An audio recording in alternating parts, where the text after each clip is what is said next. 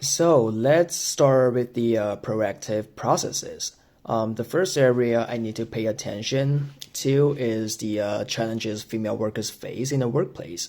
To be honest, before taking this class, I knew very little about these challenges. But it wasn't until I took this class and watched a TED Talk video about how women's physical discomfort hurt their career. And I started to realize women's unique physiological structures do bring them struggles that male workers never go through.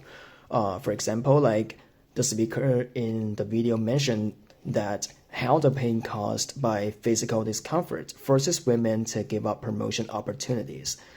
The second area I need to focus on is education inequality. Well, similarly, before taking this class, I also thought that getting an education is a basic right that everyone should have. As long as you wish, anyone can choose to go to school. But it wasn't until I read an article from the United Nations blaming the government of Afghanistan for stripping women's rights to education.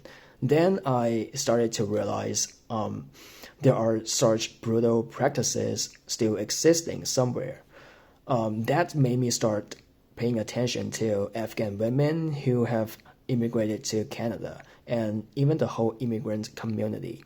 I always wonder if they also had to deal with educational inequality issues back in their home countries. The third area which I need to keep focusing on is my attitude toward money, like how to earn wealth.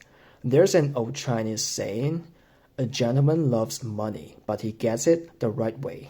I've been taught that since I was a child, it means we should make money in ways that are socially ethical. In other words, everyone wants to earn more, but we can't achieve it by sacrificing others' interests.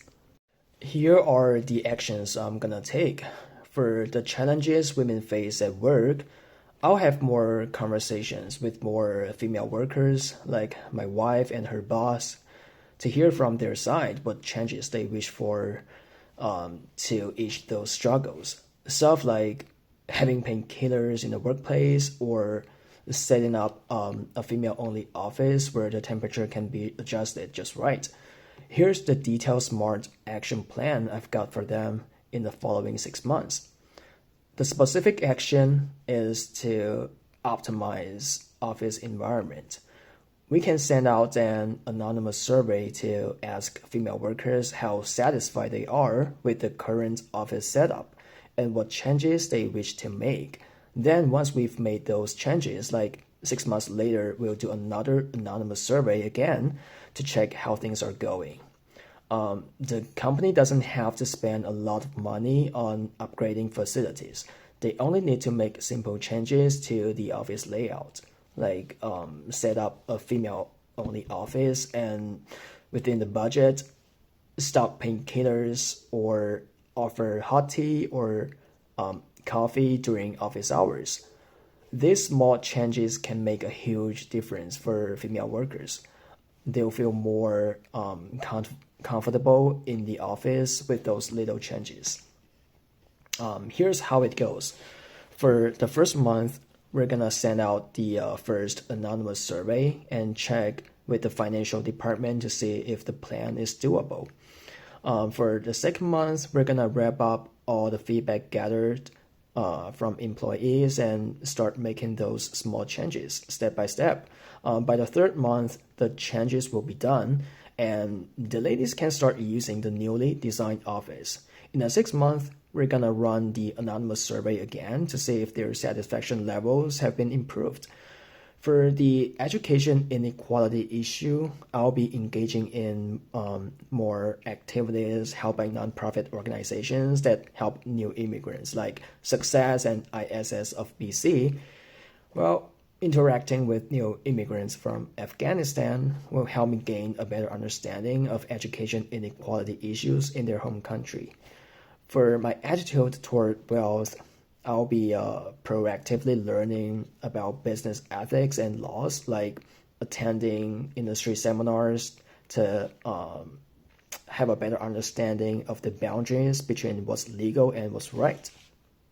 For the adaptive processes, here I like to mention a real story that just happened recently. When I was taking this class, one of my wife's coworkers, who was on a work permit, took the money clients paid the company away and snuck it into her own bank account instead of the company's. By the time the manager found out, she'd already quit and left Canada. So the company suffered a great financial loss. I asked my wife, does your company even have a code of ethics? Do they train employees on this stuff? She said no. The new hires only signed a confidentiality agreement and a loyalty contract when they start. But without clear ethic rules, it's no wonder some people can't resist the temptation of big money, right? So I'm gonna help my wife do some research and draft a code of ethics for her company, and we'll pass a copy to every employee and stick it somewhere noticeable in the office. I'll also suggest her company perform regular ethics training for everyone, of course with quizzes afterward, and later make those quiz results count toward their performance reviews. For the reactive processes, I'll just use the example I just mentioned. If I were my wife's coworker, I've never taken that money away. For me personally, I value integrity and honesty, and I'm grateful for the job opportunity. I care more about maintaining a good and long-term relationship with my boss and colleagues. And I value team interests and cooperation. I would probably prioritize team interests over my personal interests. And from the company side, they don't have an effective whistleblowing mechanism, but their culture's like family. They treat everyone like family members. So between my own values and that family-like vibe, I'll never try to exploit the lack of a reporting system for personal gain. For the reflective processes, I'll keep using my wife's company as an example. Before I take any money from a client, I'll stop and ask myself, whose money is this? If I take this money for myself, am I gonna mess things up for the client or the company so bad that they can't fix it? And what matters more, honesty, integrity, or grabbing some quick cash that'll only last a minute? So I decided I wasn't gonna take that cash for myself. After I made that decision, I saw the clients were happy with the service, and the team and clients started trusting me more. Now I'm even more sure being honest is the best option. I'll ask myself again, is it worth being an honest person? For the long term, I'll look back at everything that has happened. I got a promotion and a raise in salary and secured a long-term mutually beneficial relationship with my boss and the company.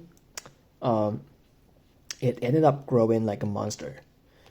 In the future decision making, I'll make sure that the decisions I make are in line with my personal values, including but not limited to integrity, honesty, valuing team interests, and long-term relationships.